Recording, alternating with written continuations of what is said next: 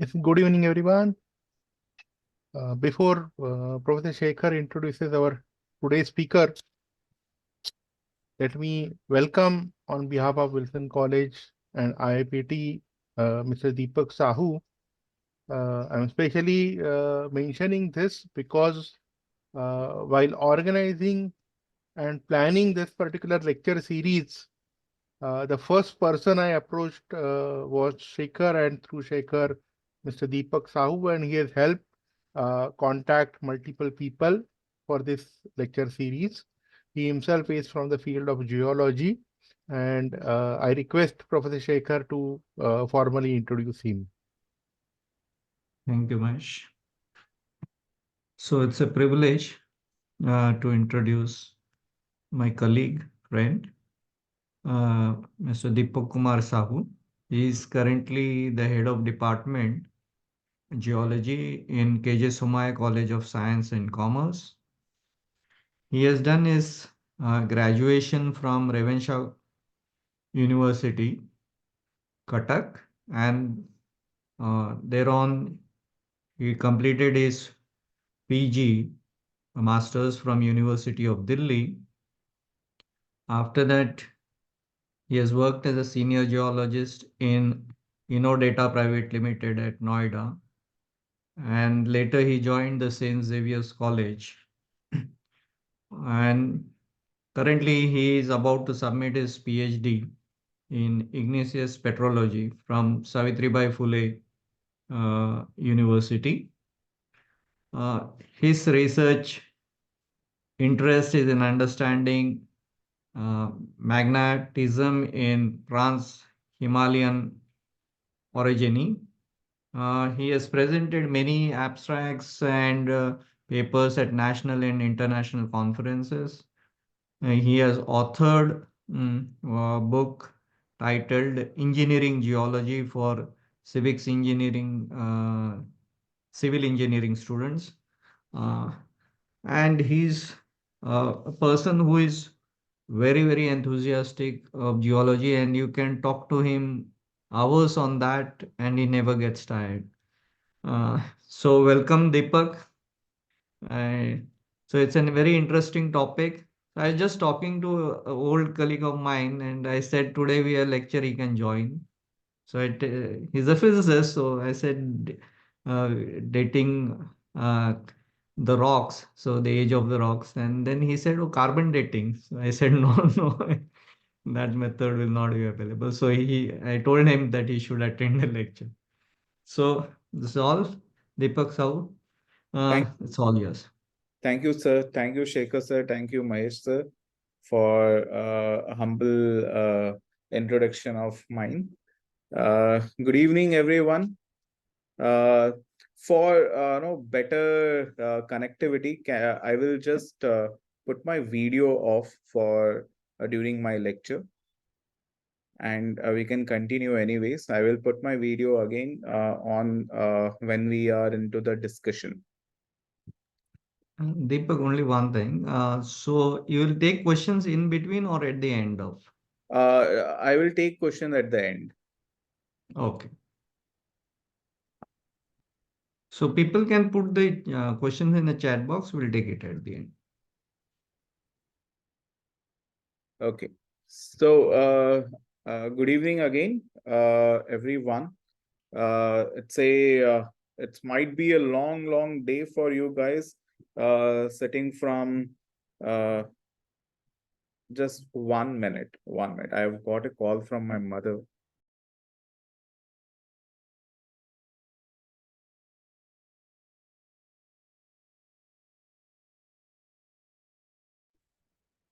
Sorry. So it's a long day for you guys. You have been sitting from I guess 9 o'clock or 9:30, and again after a break of like 2 hours, you have come and joined my lecture. I won't bore you much. Okay, so I hope you guys had a good hot coffee or a tea for the lecture so that you don't sleep during the lecture. Okay, starting with a dating of a rock.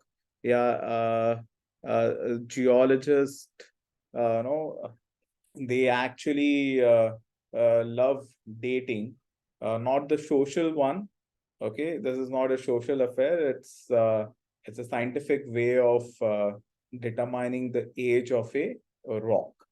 So for any for a geologist, the most important thing comes to understand the geological process. Like if we see like the Himalayas, we see like the Shayadris, which are closer to us.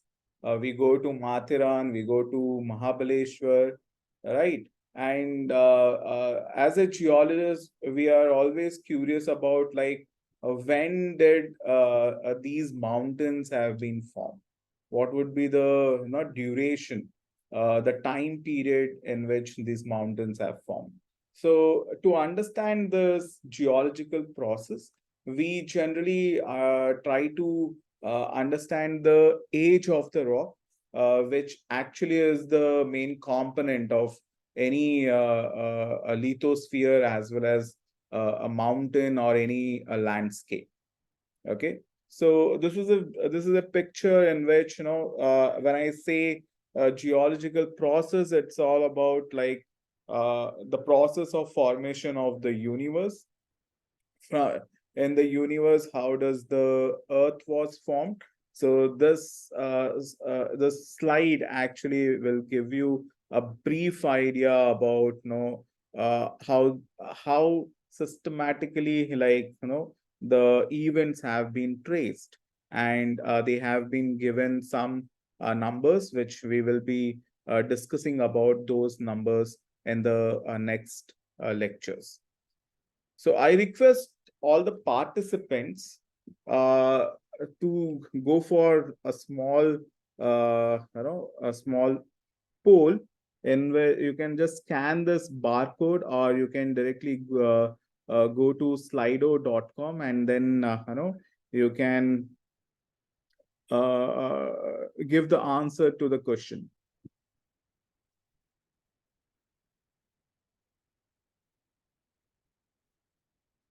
Okay, so the poll is alive.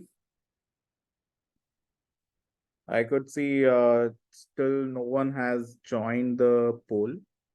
So I would request all the participant to join the poll. Okay, I could see one person has joined the poll.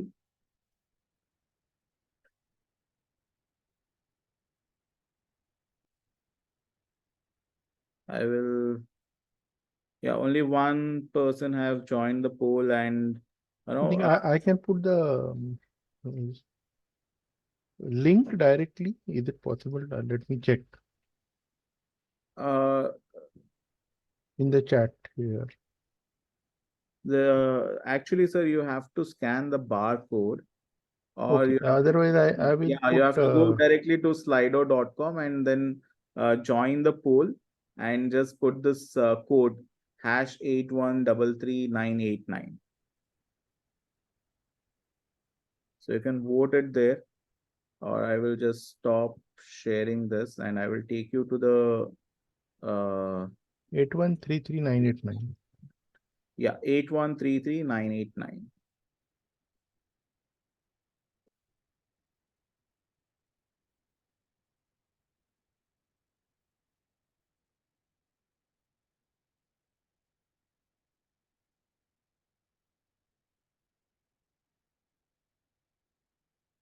Okay, so you can see like there are 4 participants I could see out of 26 who has joined the poll and have given the answer as 4.5 billion years. What is the age of Earth? So I've got 5 vote for 4.5 billion of years out of 23 now. So it's just a short a poll to know like how many of you know the age of the Earth.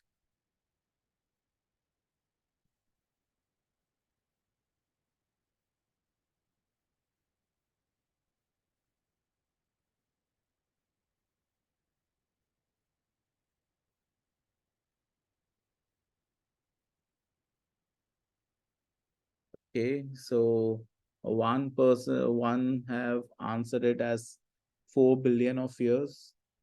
Two have answered, I guess, 4 billion years of years.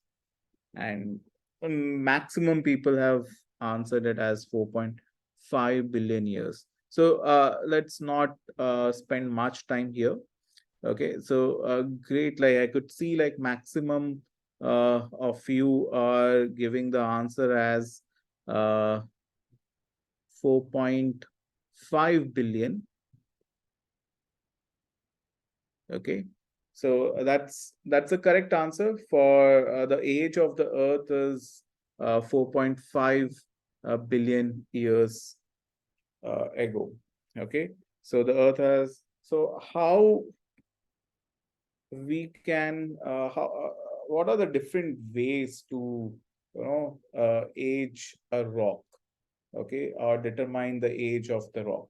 Because when we are saying like the Earth's Earth age is 4.5 billion years, definitely some must have dated the rock of the Earth, which must have given the age as 4.5.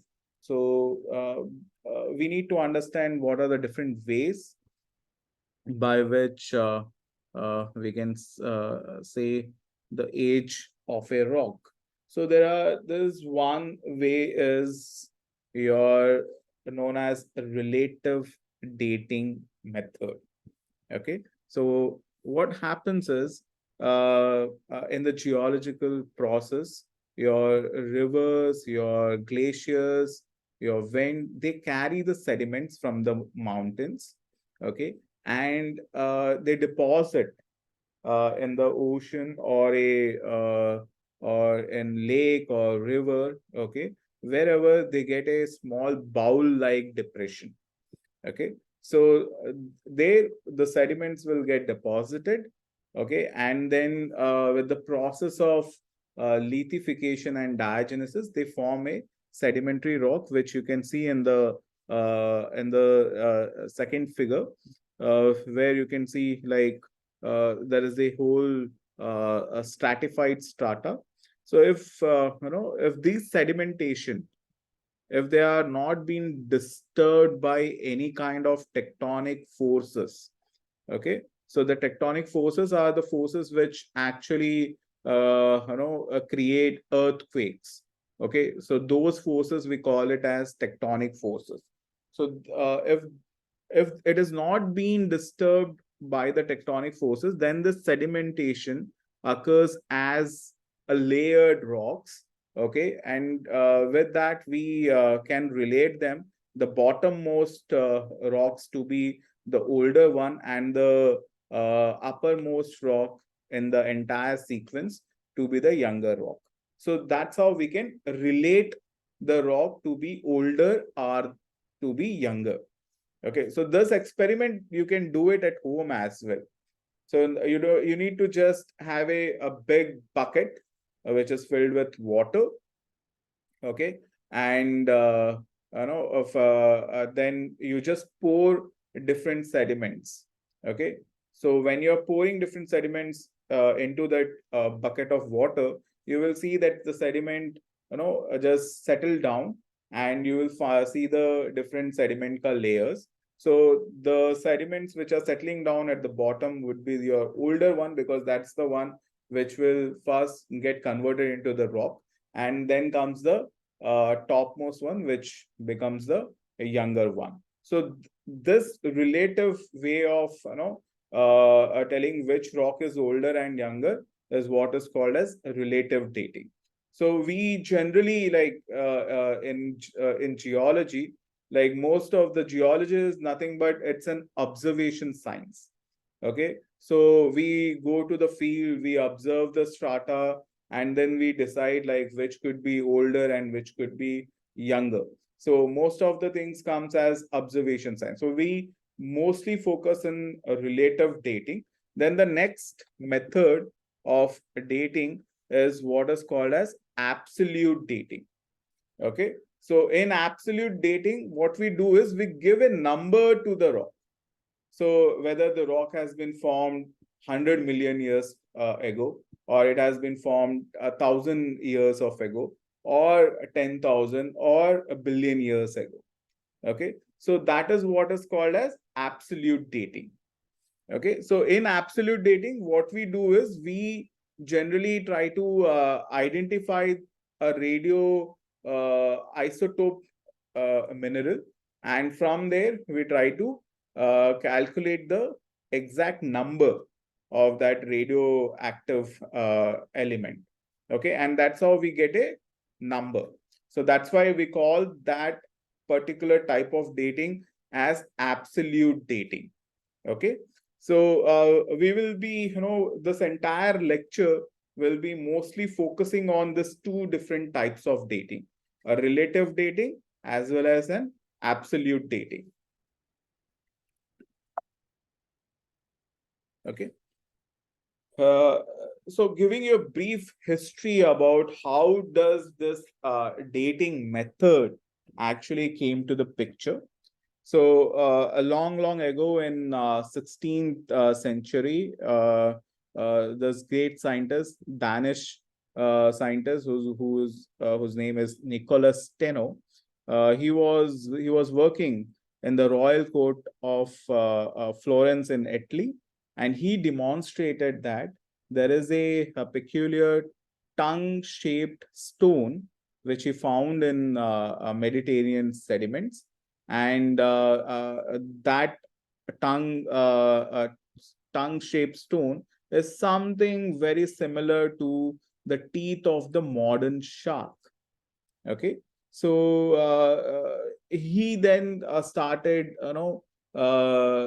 looking into many such kind of fossils which he could able to get from different coastline in Italy, and to convince himself to the public, he actually wrote a very brilliant book which was about the geology of Tuscany, and that laid the foundation of the modern science of stratigraphy, or the modern science of geology, that is all about studying the strata or layers in the rock.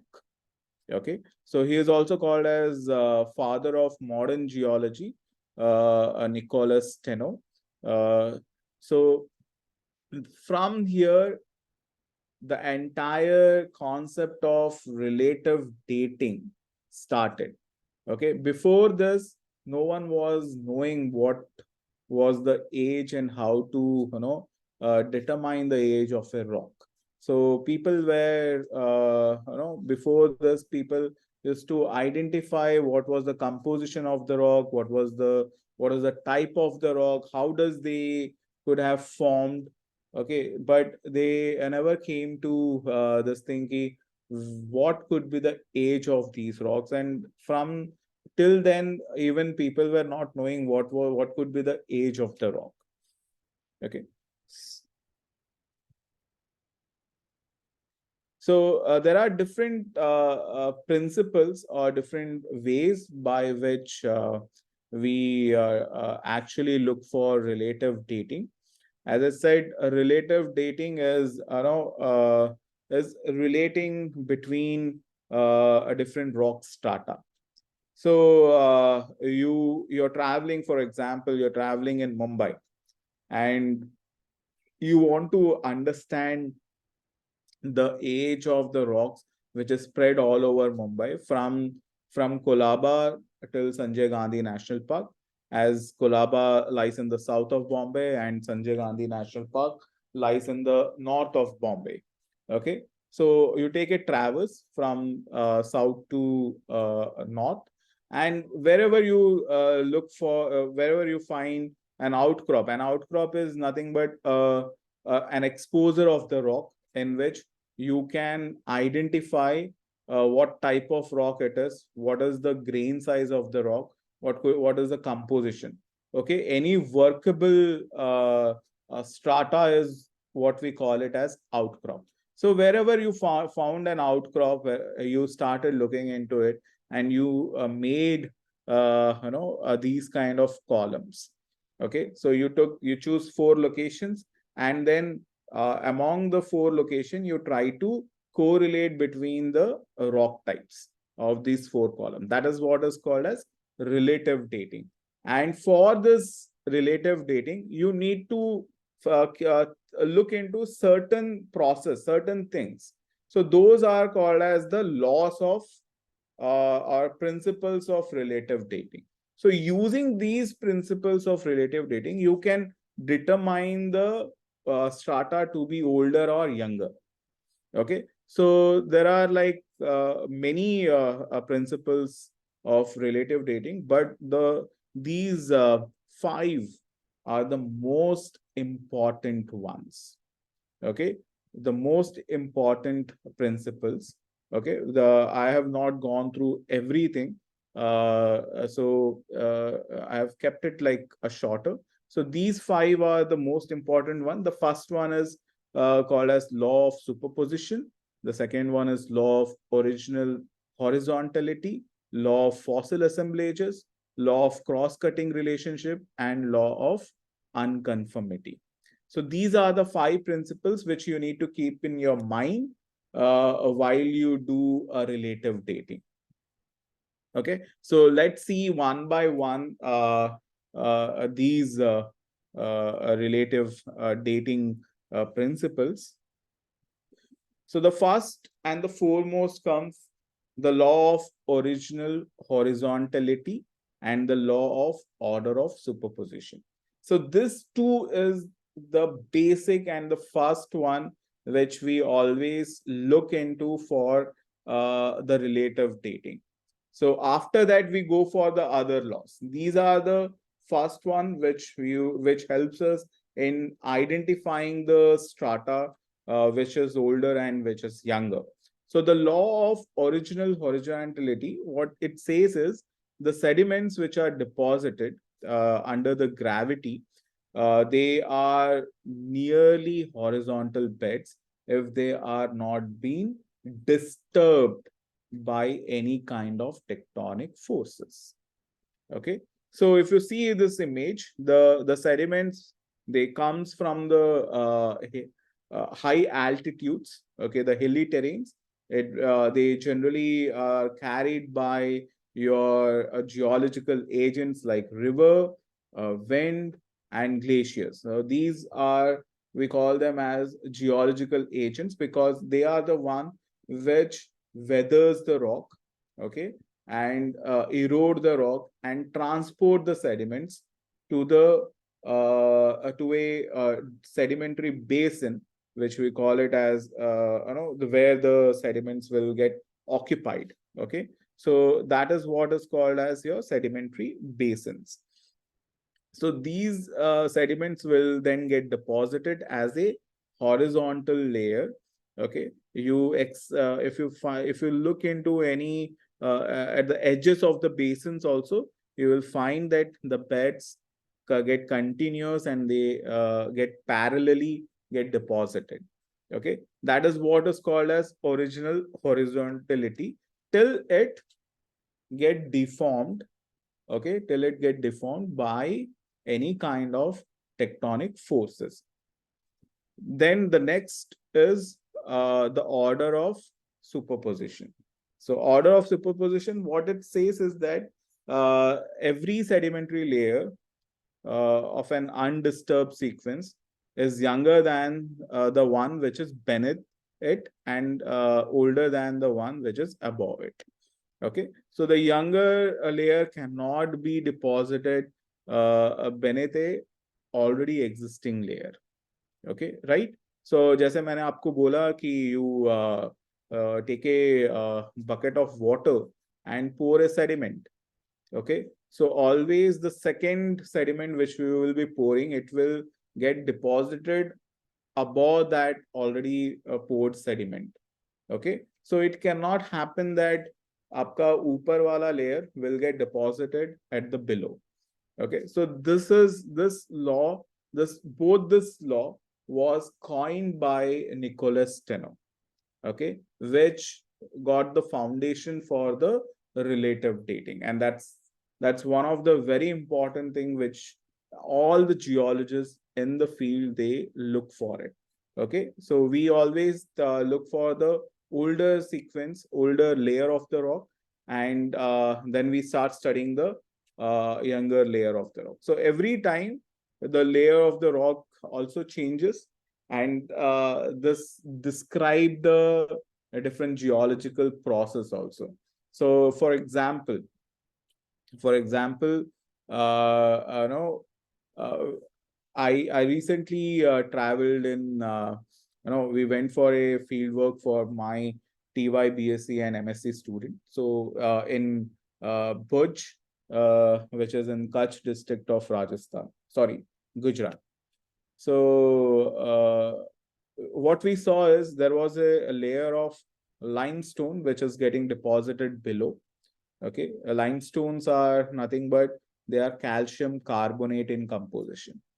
Okay, so since it's calcium carbonate, we call them as limestone. Uske above the limestone, we saw a layer of sandstone. Okay, the name of the rock came as sandstone because the grains, the sediments in from which the rock is formed is of sand size. Okay, that's why the name of the rock is called as sandstone. Okay, so there are two different environment in which these two rocks are formed. Okay, so one is like your limestone, which forms in a marine environment. Marine environment matlab in the under the sea. So because it requires calcium carbonate, you will get more calcium carbonate from the sea because most of your biodiversity, your living organisms survive under the sea. So when these living organisms die, they decompose, they get precipitated to form the sediments, and then they get deposited as your limestones. So if a rock is forming a limestone at the bottom, that is the older rock, and above a sandstone, which generally requires a sand-sized grains, they generally form in a fluvial environment, means river environment. So rivers will bring the sediments. So you will not get any calcium carbonate in sandstone.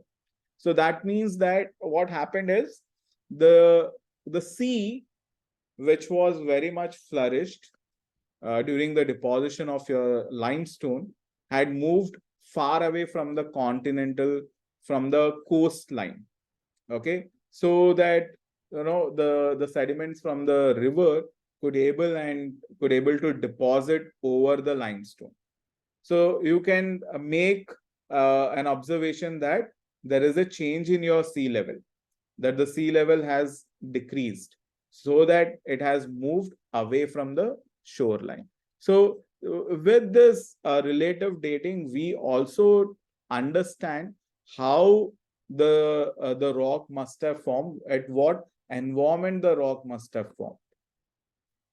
Okay, so moving ahead, I hope everyone understood what is the law of order of superposition. It says always the bottom layer of the strata is your older rock, and the topmost layer of the strata is your younger rock. Okay, so moving to the next part, fossils as recorders of your geologic time. Okay, the law of faunal assemblage. Okay, so in in the year 1793, this a great scientist, William Smith, he was a surveyor who was working on the construction of canal in southern England, and he recognized that fossils can help us to order the relative age of the sedimentary rock. What he was doing was he encountered a certain type of fossils at different places, and then he tried to correlate the strata of different locations, using this faunal succession. So his principles state that the faunal succession, that the layers of the sedimentary rock in an outcrop which contain fossil in a definite sequence, that the same sequence can be found in rocks at other locations as well. And so the strata from one location can be matched with the strata in another location. That's how you can do a dating of a larger area. Okay, so if you see the figure on your left side, okay, so if you see the figure, the first one is an outcrop A and there is an outcrop B, and I need to know the age of the rock, and I have to make one particular sequence which with the help of order of superposition we can lay above one above the other, the older to younger rocks. So in outcrop A, he found like there are different layers, which is marked in Roman letter as 1 and 2, and there are in outcrop B, you could see there is there are 2 layers of 2 and 3. So what he did, he found like in layer 1 certain type of fossils which was not present in the layer 2. Okay, and in layer 3 there was another a different type of fossils. Okay, so and he correlated the same fossils with the outcrop B. Okay, so outcrop A ka fossils with outcrop B ka fossils, which was some distance away, and based on the the fossils, what he did, he then put all the sequence in one column. As as you could see, like the fossils in strata 3 was the older fossils. Okay, so he grouped them as older fossils, and by that he placed the strata to be at the bottom. Then came the second strata, and then the first strata to be the younger one. That's how you can make a map of layers of older to younger. Okay, so these kind of layering is very, very important for us when we are working in tunnels. Okay, so we need to know like which rock is older, which rock is younger, and what could be the environment of those rock during the formation, on which we are going to make a tunnel, or we are going to make a canal, or we are making a dam. Okay, so we need to put all this together to understand the sequence. Okay, so this way, like you can able to date the rock using the fossil if you know the age of the fossils. So here very important is you need to know the age of the fossil. So the third one, in which why he is saying it is older, is because of the fossil which is seen here is known as trilobites. Okay, and trilobites are have come to existence before the fish has come to the existence. Okay, so fish came very late. So even it came later than some of the plant fossils.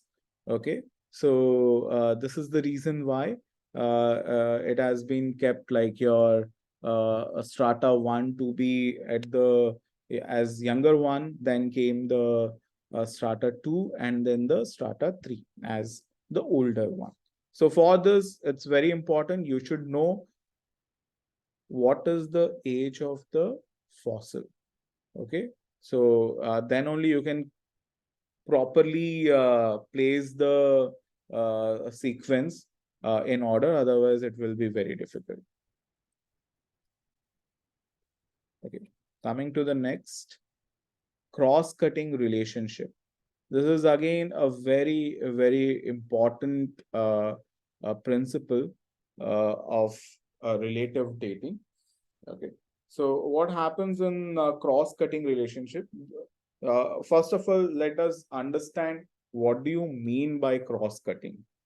Okay, cross-cut matlab like vertically you are cutting some horizontal strata.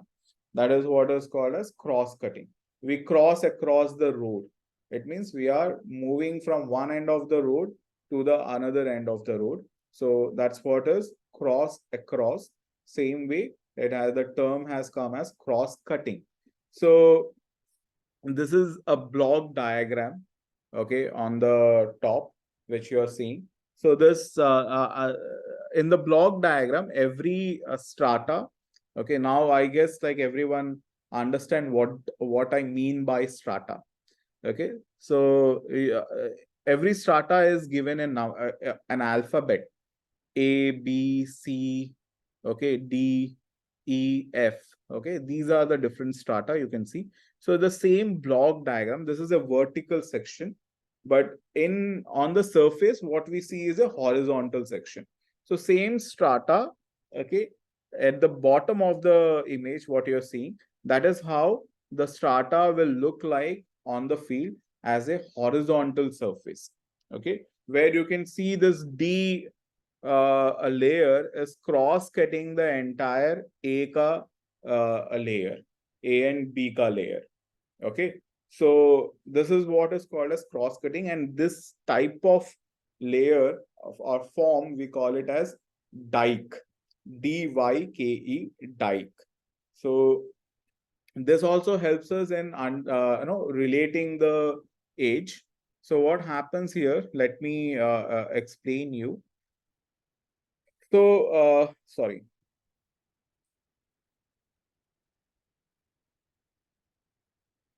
Okay. So, let us take like how does this particular, formation or the strata must have got deposited. So, take this condition first. At time 1, at the bottom of the sea, the sediments will accumulate as beds. Then, due to some tectonic forces later, uh, uh, the tectonic forces can be a compressional force or a tensile force. I think you guys know what is a compressional force is. Okay, a force which is towards each other. So when that happens, what happens is like your strata will try to tilt a little bit. They will get folded. Okay, so either they will get folded or this tectonic force will cause some kind of upliftment. And during this upliftment, your mountains are formed. Okay, so the same sedimentary strata will, instead of being horizontal, they will get molded into a folded strata, or some part will get uplifted. Okay, so after upliftment, if any kind of magma which forms below the surface of the earth is created, and it's coming upside, like what happens is the magma is nothing but it's a fluid. Okay, it's a semi-fluid. Every fluid is having low density than the solids. Okay, so the buoyancy force act on these fluids, because buoyancy force always act where there is a density contrast. So the magma is being low in density than the surrounding rocks, so it will try to uprise. Okay, that's what happens with the magma which has been formed at below the surface, and they come out of the volcano as a volcanic eruption. Okay, because there is a density contrast. So till they reach an equilibrium density, they will try to rise up. Okay, so during this, during the folding of the strata, there are many cracks, because the rocks they behave as a brittle nature. So rocks, when they're behaving as a brittle nature, when you give more and more compressive stress, a point will come where the brittle rock will break. Okay, and they will create a fracture. So along that fracture, these magmas will flow. Okay, when they are going along that fracture, they get deposited as these dikes. Okay, that is how the cross cutting of the rock take place. The magma enters the fractures between the strata and get deposited as a dike. So always the dike will be younger than the strata. So this is how we can relate from this that among your A, B, C, D, your D is younger and the most youngest is E, because the E is not being cross cut by the D strata or the D dike.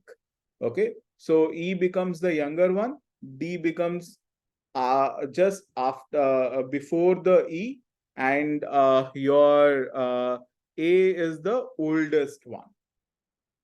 Okay, so A becomes the oldest one. Then comes your B layer. Okay, because you can see even B is somewhere cross cutting the A, and then the deposition of your C has taken place, and then after that your D dike has been in place, and then the E. So this is how we can put an we can give an age to the rock from the sequence of its evolution, from A to B to C, then to D, and then E. And then after that, you can see there is an F. F is nothing but which is called as a fault. So if you see in the case of your image in the right hand side, the time 4. Okay, fault is nothing but it's a fracture in which a strata is being displaced. Okay, so that fracture is called as your fault. Okay, so that has happened at the last, because we can see somewhere the E strata is also getting disturbed. Okay, so this is how we can tell the sequence, order of sequence of the geologic events by using this cross-cutting relationship. Okay, next is your unconformities, so which is known as gaps in the geologic record. Okay, so law of unconformity. So what I mean by gap in geologic record, it means that at a particular period of time, there is only erosion must have taken place and no deposition of sediment must have taken place. Erosion matlab the surface of the earth was, the sediments was only carried by the natural agent and no new deposition of sediment must have taken. That particular phase, that gap, or we call it as hiatus, that hiatus is what is called as unconformity. Okay, how does this unconformity forms? Let us see. So in the first case, if you see in time 1, there is a deposition of your sediments from for bed A to D can be seen, where A, B, C, D is being horizontally got deposited, where A is the older one and D is the younger one. Okay, so later what happened, there is an upliftment of it, upliftment of that area must have happened because of the tectonic forces. So the beds which were below the sea have come above the sea. Okay, when they come above the sea, they are exposed to erosion. Okay, then there is an interaction between your lithosphere and atmosphere. This too takes place. That the product of interaction of your lithosphere and atmosphere is what is erosion or weathering.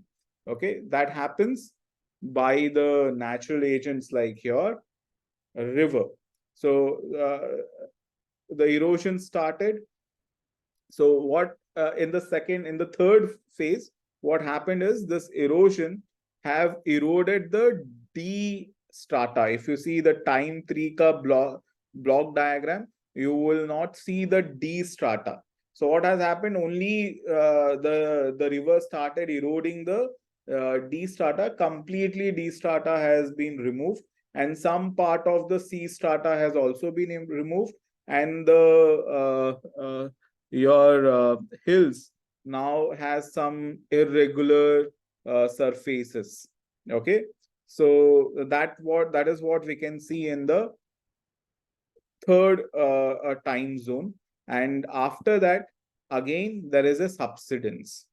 Okay, so subsidence matlab downward tectonic force. Uplift mein there is an upward tectonic force. Same way there is a downward tectonic force. So there is a subsidence where below the sea. So the sea has come above the layers, which started accumulating the new layer of E, and to the deposited over the, and this E is deposited over the sea, and the irregular surface of sea is then preserved as an unconformity. So we don't see a D strata. So there is a new time gap. So there is a time gap between your time 4 and time 3. So there is a new strata which was created during the time 4. Okay, so that's the older one, and this unconformity talks about there is a gap between the deposition of your E strata and the deposition of your C strata. Okay, so this is how our unconformity also helps us in understanding the geological sequences or geological events. Okay, so let us take a example. Okay, example of Grand Canyon to better way to understand your unconformity. Okay, so this is a profile. Okay, a vertical profile of your Grand Canyon. So you can see in the middle you have Colorado River. Okay, so almost like I hope everyone must have watched Grand Canyon in Discovery Channel and National Geography Channel, as well as there are many reels and photographs showing a horseshoe picture of your Colorado River in Arizona, where this Grand Canyon is situated. So everyone knows the Grand Canyon and the river which flows over this Grand Canyon. Okay, so this is the profile. You can see there are different layers which has been formed in a Grand Canyon, having multiple unconformities. So this numbers which you are seeing, they are the numbers which tells about your unconformity. Okay, so this is the actual figure, okay, of your Grand Canyon, where you have a horizontal layer. Below the horizontal layer you have an inclined layer. So you can see like the upper strata and the bottom strata are making an angle, which you could see in the block diagram as well. Okay, so let me explain you how does this diagram must have or the deposition of sediment must have formed, and the unconformities must have formed. Sorry. Okay, so again, everything, all the sedimentation starts below a water column, be it a sea or a river or a lake or a delta. Okay, so beneath the sea, the sediments will accumulate as beds. Okay, then in the next phase, there will be a tectonic force which will cause an upliftment and a compression. So you can see the arrows which are moving towards each other, and an arrow which is going upward. So that is your upliftment, and compression, which creates a folding and deformation of this sedimentary rocks during this mountain building process. Then there will be an erosion, which will be stripped, okay, away the tops of your folded layers, leaving an uneven plane with which is exposed over several folded layers. And then again there will be a subsidence. Okay, so the subsidence will again create a deposition of new layer, so above the folded layer. So these folded layers, okay, we are seeing the folded layer ka one of the part. Okay, so every fold has two limbs. Okay, one is on the left side, one is on the right side. So we are just seeing one of the side of the limbs. That's why we are seeing this inclined beds. Rather than the beds being horizontal, they appears as inclined beds. And always an unconformity above above the unconformity, all the beds will be horizontal. Below the unconformity, the beds can be inclined or they can be horizontal. Okay, so this is a very good law by which we can understand the entire scenario of an area, how does it must have developed. Okay, so moving to the next. So in geology we have something called as geological time scale, which is very, very important for us, which this time scale is a scale where all the geological events have been placed from older to younger events. Okay, so when it comes to relative age, okay, by using this relative method, the time scale appears something like this, which has an era. Okay, it's one of the time unit: era, a period, and an epoch. Okay, so era is a larger time period. Okay, then comes like largest time period is further subdivided into a period in a smaller scale, and then epoch is into a very small unit, which is based on any fossil assemblages. Okay, that is what is called as epoch. Okay, so when we had this relative age dating, we had only this time scale which says Paleozoic, Mesozoic, and Cenozoic. Okay, Cenozoic is nothing but the recent one, where you can see the Holocene as the epoch for your Cenozoic, where you can see a human standing just below the Holocene. So Holocene is the age of evolution of human being. Okay, so before that we had some invertebrate fossils. Then if you come down to the Cambrian, okay, the beginning of your Paleozoic, these are all your invertebrate fossils. Then we have this vertebrate, the Mesozoic, just Jurassic, which is the a period of the entire Mesozoic is called as a period of dinosaurs, or the time of dinosaurs. Okay, then after Cretaceous, all the dinosaurs got extinct. Okay, and every time period have been marked by a mass extinction. So mass extinction, I will not go much into mass extinction, okay, because our focus is more into dating the rocks. So I will just brief you what is mass extinction. Mass extinction is because of certain geological process or the environment which couldn't able to suit the living organism, and most of the biodiversity got wiped off. Okay, so that particular period is what is called as mass extinction. So after this Cretaceous, we have not seen any evidences of dinosaurs.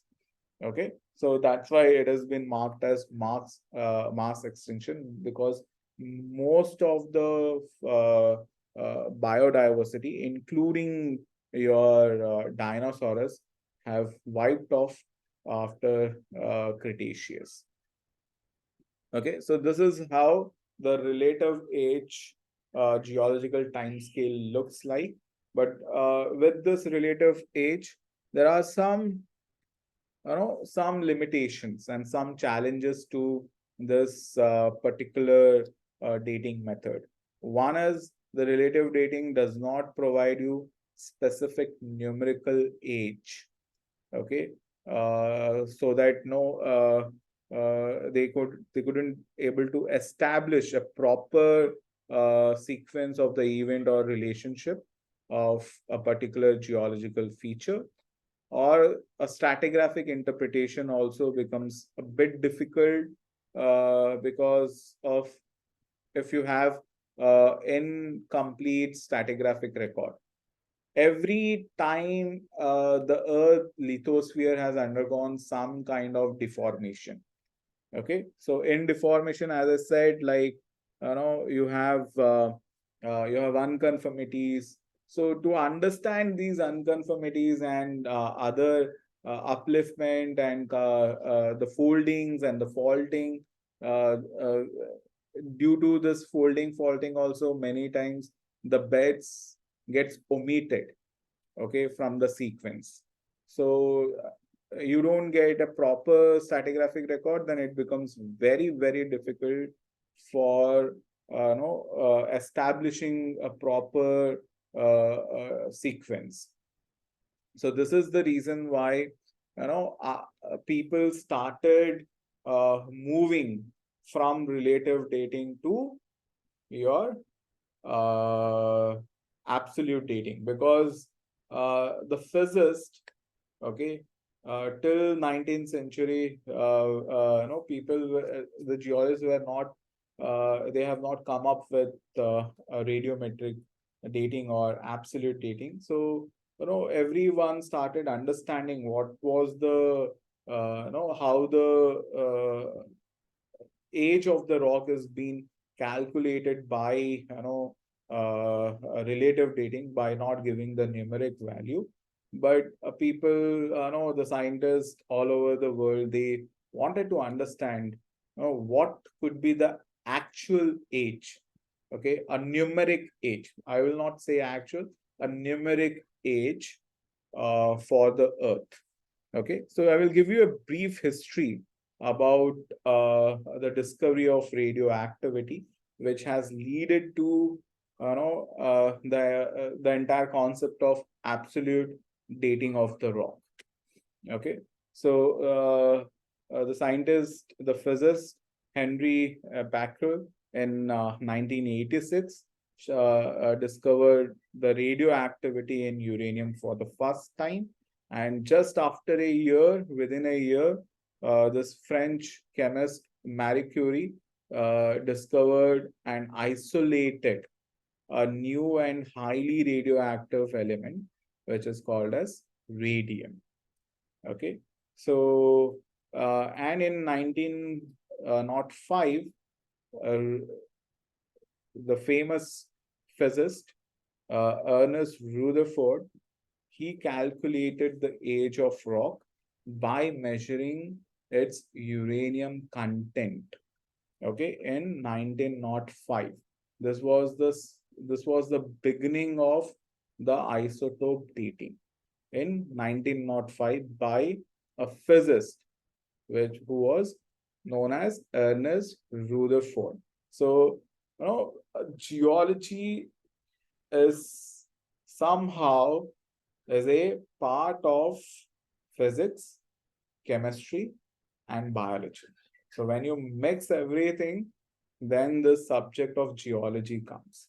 Okay, and in 1956, okay, after Rutherford in 1956, so see, almost 50 years it took for a geologist, Clay Patterson, who measured the decay of uranium in meteorites to determine the solar system and the age of planet Earth. which was 4.56 billion years ago. Okay, so much of time from 16th century till 19th century. Okay, where like Nicholas Steno in 1667 has talked about relative dating. We were all knowing about relative dating, but there was no numeric dating. And after so many years, in 1905, in the beginning of 19th century, you could see the scientists, coming up with this isotope dating, which marked the phase of absolute dating. So geochronology, okay, geochronology is the discipline in geology where we use these dating methods to give the absolute age of the rocks. Okay, so everyone knows radioactive decay. You must have definitely studied in your nuclear physics. Okay, so you always have a parent radioactive element. For example, in this figure, you could see uranium-238. Okay, so from uranium-238, when the uranium starts decaying, they eject the protons and the neutrons, and then the composition get converted into transformed into a daughter element, which is thorium-234. Okay, which has a 90 protons and 144 neutrons. So this is the basic principle of radioactive decay, which helped the geologists to date the rock. So now comes, how do geologists use this radioactivity to determine the age of a rock? Okay, so now we know the principle. Now let us understand how the geologists use this radioactivity to determine the age of a rock. So every atom has a nucleus, and a nucleus is consist of a proton and a neutron, right? So there is a proton and a neutron for every a nucleus of an atom. Then for a given element, the number of proton is always constant, but the number of neutron can vary. Okay, forming a different isotopes of same element. Okay, so most of these isotopes are stable, but the nucleus of a radioactive isotope will simultaneously, they will disintegrate and they will emit particles, and they transform to an atom of a different element. So we then call this original atom as the parent atom, and the decay product as the a daughter atom. Okay, so you can see in this figure to your left side, the rubidium, which has 37. Okay, the rubidium actually has a 37 proton and two naturally occurring. There is two naturally occurring isotopes of rubidium, which is 87, and another is 85. So this 85, okay, rubidium 85 is a stable isotope. And rubidium 87 is a radioactive one. So we have considered this a neutron of rubidium 87, and so this rubidium 87 can spontaneously, they can decompose, ejecting an electron, and they produce a new proton that stay in the nucleus. So by ejecting an electron, they produce a proton which changes the atom to a strontium 87. So that's how a rubidium has a decay to form strontium 87. Okay, so this is how your decay process goes on. So the former rubidium atom will thus become a strontium atom with 38 proton and 39 neutron in strontium 87 nucleus. So they generally understand or find the rate of radioactive decay, and they measure this rate of radioactive decay. Okay, which we use this term as half-life of the radioactive element. Okay, so you can see in the figure, this radioactive atom, the decay process is very stable. Okay, so what happens is the half-life of this rubidium 87, if you consider,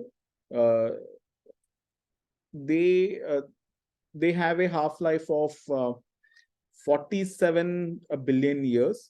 That means that this is the time it takes for half of the rubidium in a rock sample to decay to strontium.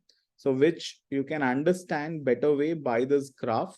Okay, so in this graph, the y-axis shows the proportion of the atom which is left after decay, and the x-axis shows the time of the half-life.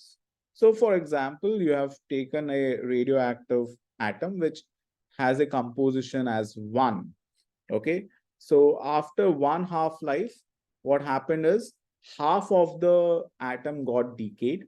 So after two half of the half-life of the atom, the 1/4 of the atom got decayed. Then come third half, 1/8 of the time it got decayed. Fourth, 1/16 of the time it got decayed, and 1/32. So this is how we can understand the proportion of the half-life of the atom which is getting decay. So this is the rate of decay which is given by your half-life of the isotope. So this radioactive isotopes makes a very good clock because of this half-life, because of the half-life which doesn't vary. Okay, doesn't vary with any kind of rise in temperature, any kind of chemistry, or pressure or other changes that can accompany in the geologic process or in on the earth or on any other planet. Okay, so that's the reason why this is a very, very useful tool for determining the age of the rock. So moving into ahead, so the radiometric dating, we use different radioactive elements. There are many isotopes, radioactive isotopes. Okay, so among those, these are the 5 different radioisotopes which are used for dating the rock. Okay, so this isotope dating is only possible if a measurable number of parent and daughter atom remains in the rock. So if, for example, like you have an isotope which decay very fast, so you won't be able to measure or calculate the decay process because of the very fast decaying. So for certain rocks, we use different isotopes. So if it is an older rock, because your rubidium, okay, and your uranium, these are the two isotopes which decay very slowly over the billion of years. Okay, so for very old rocks, okay, we go for either rubidium and strontium isotope, or we go for uranium and lead isotope, because you can say the dating range is between, for uranium 238, it is your half-life of the parent element is 4.4 billion years. So for the oldest rock type, to date an oldest rock type, we need to go for uranium 238.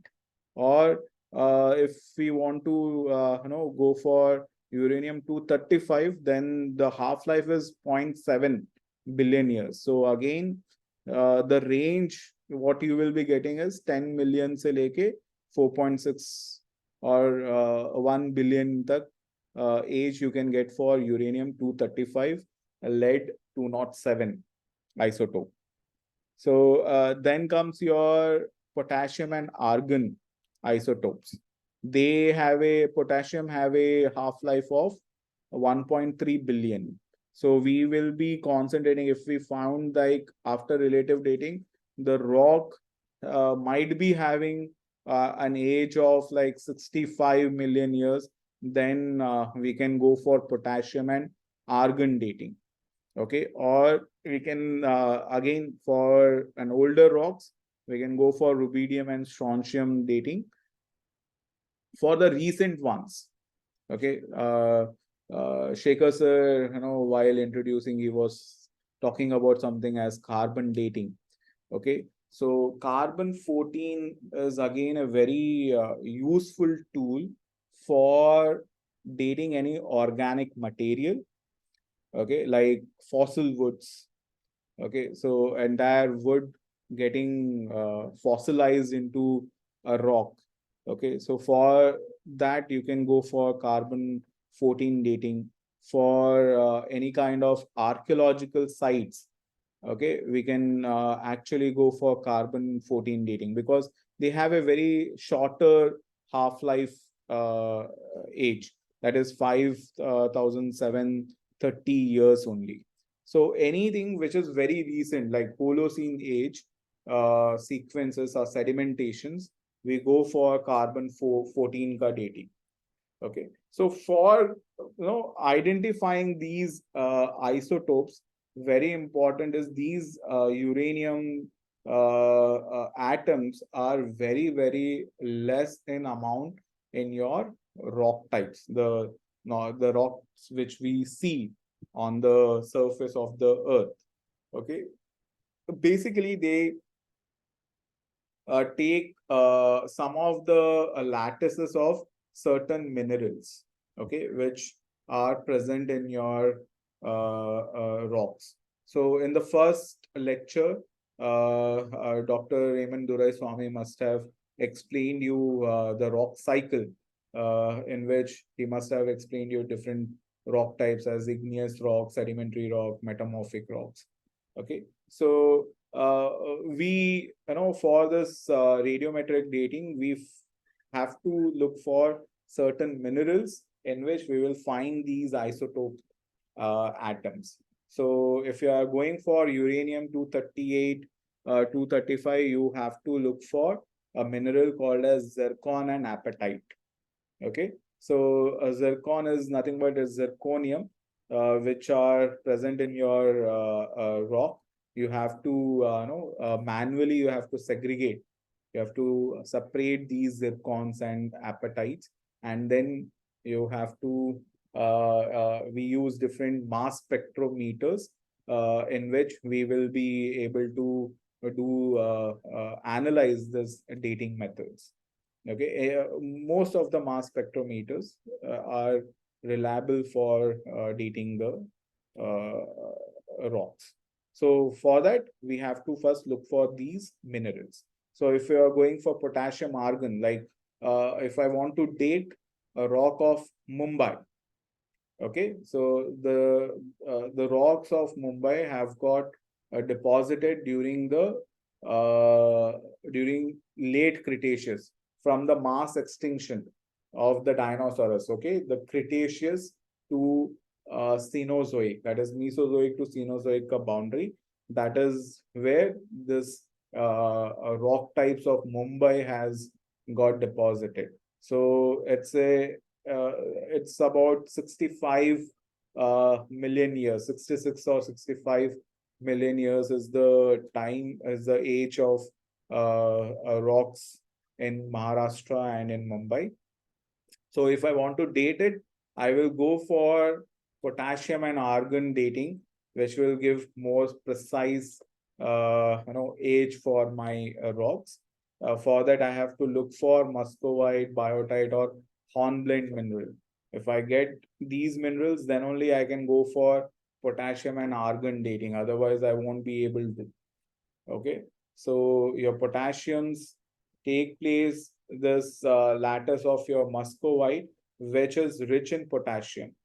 Okay, biotite are also having potassium, and hornblendes, they also have potassium, but muscovites are the ones which are very rich in potassium.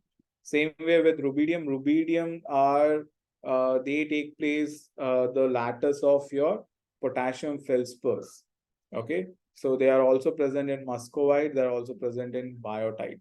So we need to look for these three minerals, and then we can go for, if they are very fresh, then we can go for absolute dating of rubidium strontium. Okay, so for Mumbai, it's very useful as potassium argon, or we say argon argon dating. There's another isotope of argon argon, which is and these facilities are available in IIT Bombay. This argon argon or potassium argon dating. Okay. Then for carbon 14, wood, charcoal, your skeleton of a living organism, shells, calcium carbonate. For that, we need to go for carbon 14 dating. Okay. So when this absolute dating came into the picture, this is the entire geological time scale from like 4,000, because I said, and everyone has voted for the age of Earth as 4.5 billion years. Okay, so here the values are given in millions of years. Okay, so hidden. Okay, we could see relative dating may the time scale had only Paleozoic to your Cenozoic, okay, era, but the absolute dating gave this entire geological time scale, that is from the Hayden till your Cenozoic, which starts from, Hayden is from 4.5 to 4 billion years. Then the time period is called as Archean, from 4 to 2.5 billion years. Then you have Proterozoic. Then you have, after 542 million years is what you have your Paleozoic. Then Paleozoics to Mesozoic, Mesozoic to Cenozoic, and the recent one, which we call it as Quaternary or Holocene time period. So we are currently in Holocene time period. Okay. So there are other dating methods as well. So as I could see, like I have gone a bit over the time. So I will just give the title of what are the other dating methods. We will discuss this later. So a fission track dating method is again another type of radiometric dating technique, which is again very, very useful to understand the evolution of mountain belts. Okay, so I have seen like one of the professor might be his lecture is tomorrow. He has has done a lot of these dating method for understanding the evolution of Himalayas. Okay, so he might be a better person who will able to elaborate more into fission track dating. So we use this fission track dating for volcanic event, for mountain building process, all those things, as they helps us well in understanding these geologic phenomena. Then comes your cosmogenic nuclide dating. This is basically done for glaciers. Okay, so how does the glacier advancement has taken? How much glaciers have for how many period of time these glaciers were deposited, were present on the surface of the earth. So any surfacial, okay, surfacial exposures. If I want to date, I can go for this cosmogenic nuclide dating. Okay, next is your paleomagnetic dating. They helps us in every rock has got iron element. So these iron elements are they are they are attracted to magnetic fields. Okay, so you have two dipoles in the magnetic field. So which by the change in the dipole movement, we trace those dipole movement changes and we try to date the rocks using this paleomagnetic dating methods. Okay, so that's it from my side.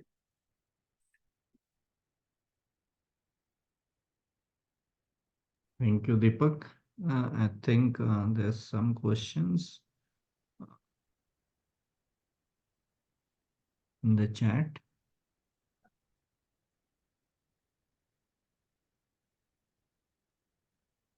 Yeah. Am I audible? Yes, sir. Yes, sir. Yeah.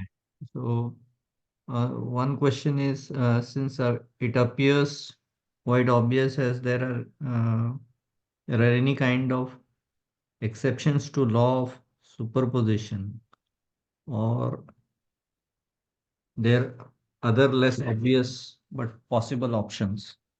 I don't know, the question is not Okay, the clear. question was, you mentioned about law of superposition, Yes, sir. that the younger depositions are always going to be above the older ones. Yes, yes. I mean, because it appears very obvious. So, I mean, is this law specifically given because there can be possible exceptions to this? Yes, like see, if there is no deformation is happening, like there is no faulting, no folding, then Sir, you may switch on your camera also. So, yeah. ah, just a minute.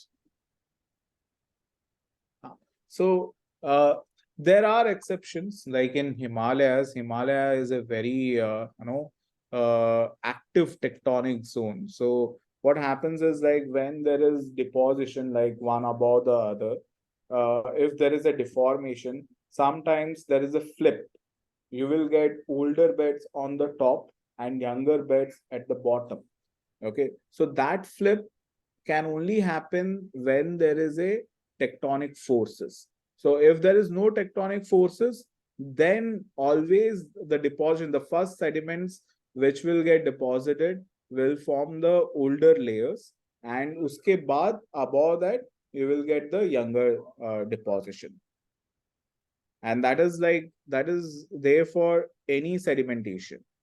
If it has not been altered by any kind of tectonic force, then this is the case, that always the older sequence will, sorry, the bottom sequence will be the older one, and the younger sequence is, sorry, the topmost sequence will be the younger one.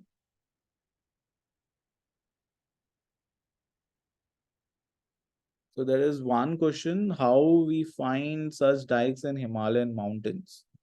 Okay, so you will be able to see this dikes because of its nature itself. It cross-cut the layers, the strata. So anything which cross-cuts the strata are called as your dikes, or any intrusive body in just any general Sir, I term. think the question was, are there such kind of dikes in Do Himalayan you find mountains? such dikes? Yes, yes.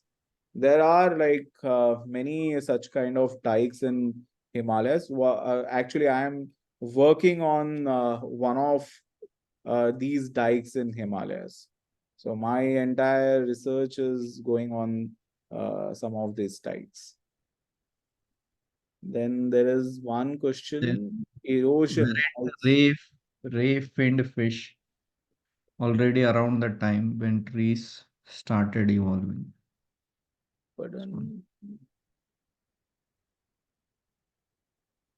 Weren't ray finned fish Ah, already around the time when trees started evolving?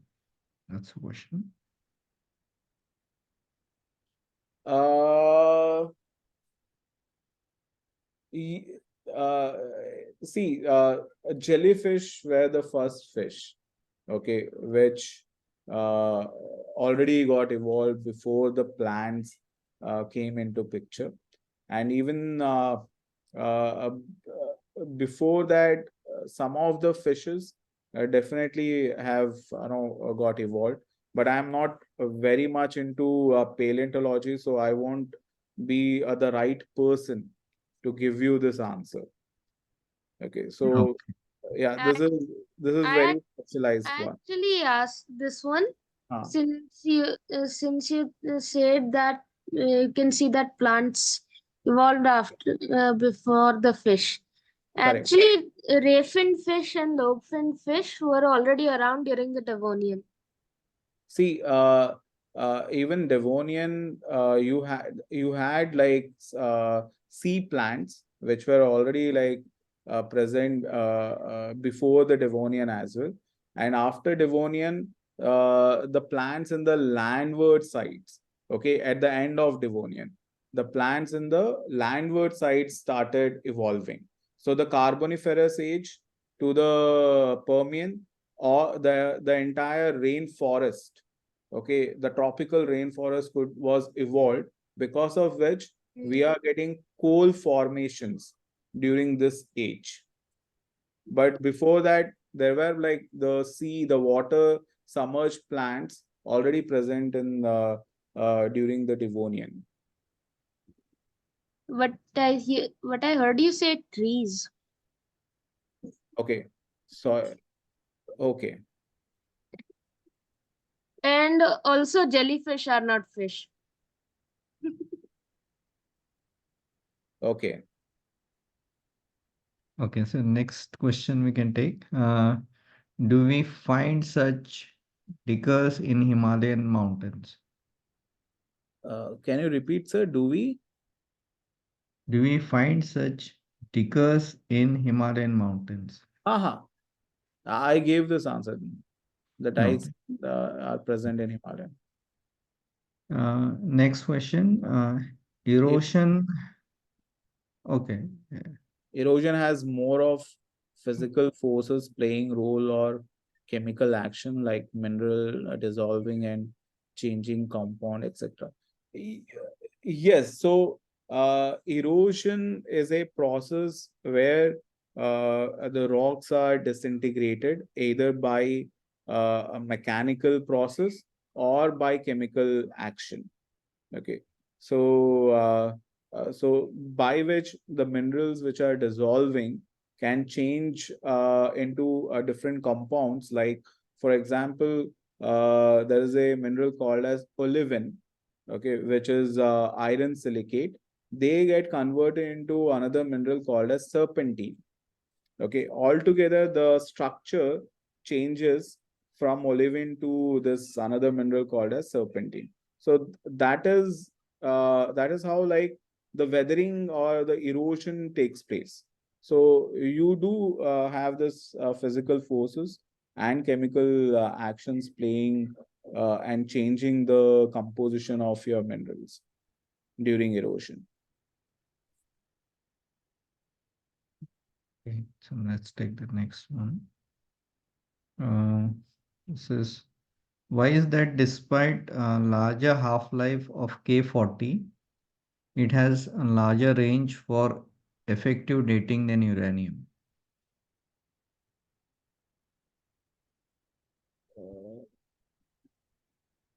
Why is that despite larger half life of K40, potassium 40? It It has has larger. range for effective dating than uranium. Yeah. Sorry.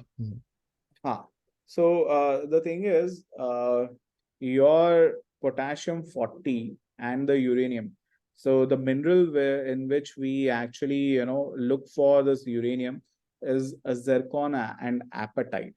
Zircon and apatites are the minerals which are very stable to the weathering process as well. So we get a fresh variety of zircons, okay, during the magma formation and then its evolution and then crystallization. But when it comes to the K40, which the minerals which we see is muscovite and your biotite and hornblende. So these elements, okay, they are you don't get much fresh of these minerals when they are very old rocks. So they, as the previous question, due to erosion they will get dissolved into a different other mineral. So getting a very fresh uh, uh, a mineral of biotite in a very older rock is very difficult than getting a zircon. Okay, so this is one of the reason why we go for uranium dating for older rocks. But when it is younger rocks, you will get some fresh minerals. So if the minerals are not fresh, you will not be able to get a proper age of that particular rock. Your decay, the calculation goes wrong. So this is the reason. Okay. I think we have taken most of the questions. If any questions are left out, There's please one unmute and question ask which is yourself. related. There's one question which is related. Yes, sir. Where Yeah, no, we have meteoritic missed. samples used to determine Pardon? original where meteoritic samples used to determine original composition of various isotopes of uranium. And did people use meteoritic samples to check what should have been the original uranium content? Uh, how do you use uranium content to determine? Because every uranium isotope will decay into different Correct. lead isotope. Correct. So Correct. do you use Yes, uh, so we definitely we actually keep one of the sample which will give us the actual composition of uranium, and then with that uranium we will be looking into the decay of the uranium which is present in the rock for which we are dating. So you have to have one other sample which will give you an exact value of uranium.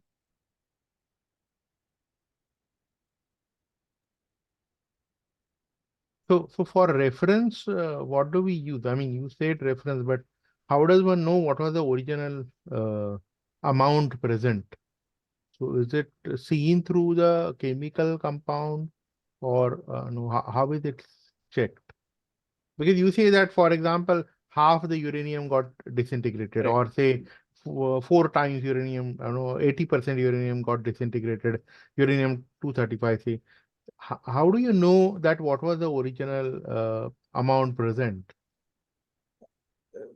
So, sir, like every instrument, we actually have we have like a uranium which will be having the original composition. So this can be like from no from a meteorite, okay, which will be giving us the fresh uranium ka deposit, or any uranium ka isotope, which we get from the uranium deposits.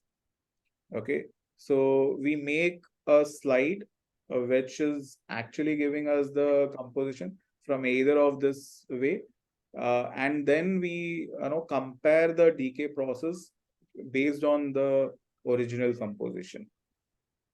So you have to have somewhere one already calculated known amount of the uranium. Without that, this going for this absolute dating will be difficult.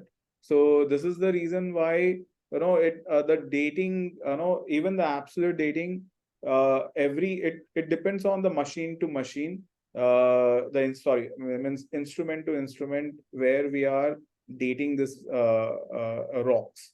So always there will be a plus minus thousands and millions of years because of this difference. So what element, uranium element, from where the person has taken for calculating this decay process will vary. So that's why it's no the age. You will be dating an age using the same technique. You will be getting a different age. I will be getting a different age, but the age, this range will fall in the same place.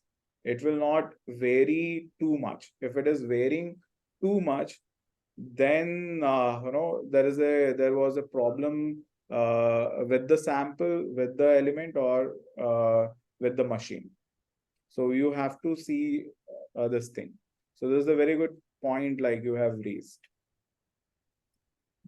Thank you, sir. Shekhar, sir, you may continue. So are there any questions? You can please unmute and ask. So Hari, Otherwise, we can end the session here. I think the feedback Yeah, link I, forms are filled up. Please, link is put, please fill it up. Yeah. so I have a question. So usually geological process, like sedimentation and other process, it takes millions of years, right? correct. So are there any geological process which is like very quick and which can happen in a very short period of time? I couldn't understand the last sentence what you have said. The question is the geological process which don't take very long period. Geological process which don't take very long period are your alluvial sediments. Okay, any top layer of your sediment is the it takes very small time to settle down. So that is the least time any sedimentation can happen. So any alluvial soil.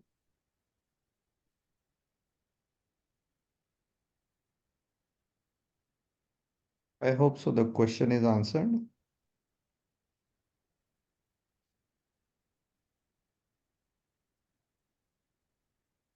Okay, any other questions?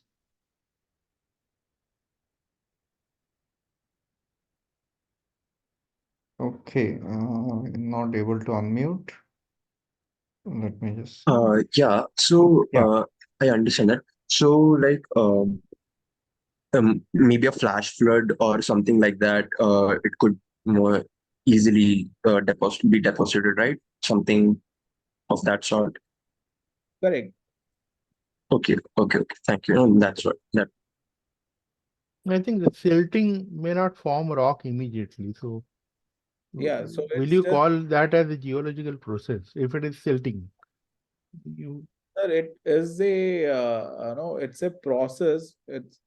It's a beginning of the process. So it will be going to be one of the part of like geological process where silting has happened, sedimentation has happened, but the sediment has not transformed into a rock. So from the silt, when the silt get deposited, they get lithified. So for this lithification, it takes at least 1 million years or more than a million years to form lithification of this silt. So then the silt will get converted into a shale or a mudstone. Till then, it will be like a silt. It will be like a sediment. So it's a process of geological event only. There are lots of siltation which is happening from like thousands of years ago, and that helps us in understanding even some of the earthquakes. So there is a process called a liquefaction, which takes place when the earthquake occurs. So these soils will release some amount of water, and people study these siltation में जो water content है to understand the paleoseismic earthquakes, which must have happened in 18th century, which must have happened in 16th century or 17th century, which we might be not knowing it, but we can know it from this siltation process. Okay, I think Deepak, there's a request to show some slide. Okay, yes. Fission dating. Fission track dating. Yes.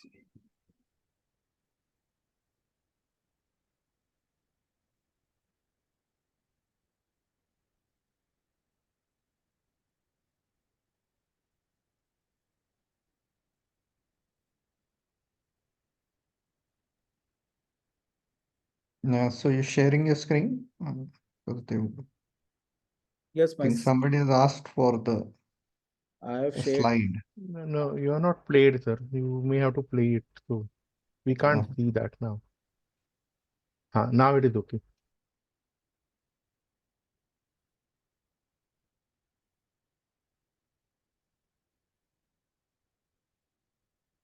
Okay, is there any question on it? Or just a request for the slide?